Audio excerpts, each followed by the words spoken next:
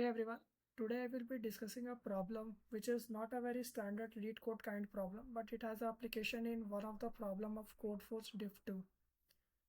And I will be taking that problem in the next video, but before jumping into that video, I think it's important that you first understand this concept. So the problem states that you will be given an array and you have to find the length of the shortest subsequence whose GCD of all its element is 1. So for this example, where you have element 2, 4, 8, 3, if you will try all the combination, you will get the shortest subsequence whose GCD of all its element is 1 is 2, 3. And the length of this shortest subsequence is 2. So the answer to this question will be 2. And for this example, if you will try all the combination, the shortest subsequence will be 6, 10, 15. Again, the GCD value of all its element is 1. And the length of this array is 3. So for this array, the shortest possible subsequence whose GCD of all its element is 1 will be 3. Now let's see how I solve such problem. So basically I will be using a map data structure to store all possible GCD that we can get from all possible subsequence of this array. And this map will also store the minimum length subsequence required to get that GCD value. So let's take an example and see how all these look like. So the array we have is 2, 4, 8, 3. And we have to form a map such that this map store all possible GCDs that we can get from this array. And it will also store the minimum length subsequence to get that GCD value. So I will be initializing my map with element 0, 0. And later you will see this initialization work as a helper for us, because you might know GCD of any element A with 0 give that element itself, and the number of element required to get this GCD value is 1 only. So let's proceed, and things will get clear to you as we proceed further in the video. Let's start taking element from this array one by one and pair that element with the element currently present in this map. So the first element in this array is 2, and pair this 2 element with all the element that we currently have in our map. So currently we have only 0 element. Now calculate GCD of 0, 2, which will be 2 again.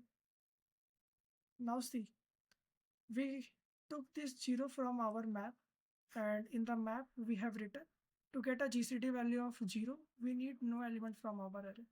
So we need 0 element for this 0 value, and we took this 2 element from our original array, and we have taken 1 element from our array to get this 2 value. So overall, to get a GCD of 2, we require only 1 element. So now I am writing here. Let me erase all this.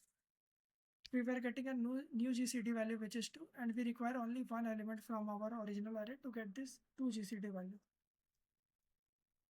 Now take next element from our array which is 4, and pair this 4 with all the current element of our map which are 0 and 2. Now calculate GCD of 4, 0. So GCD of 4, 0 will be 4 again, and GCD of 4, 2 will be 2. Now see, to get this 4 GCD value, we require only 1 element, which is 4, because we are not counting 0 as an element here. So to get a GCD value of 4, we require only 1 element, which is 4 from our original array. So I am writing 4 here with 1.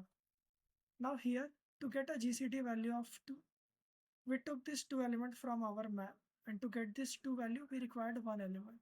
So here we required 1 element, and we took this 4 element from our original array, and for this 4 element, we required 1 element from our original array.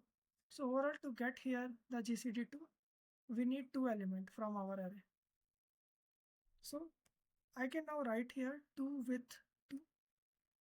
But as you can see, in our map, we already have this 2 element, which means to get a GCD value of 2, we require only 1 element from our array. But in this case, we require 2 elements to get this GCD value. But since our original map suggests that you don't need 2 elements to get this GCD of 2 value, So no need to update our map here.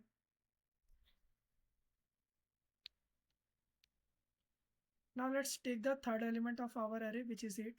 Map this A with all the current element of our map, which are 0, 2 and 4.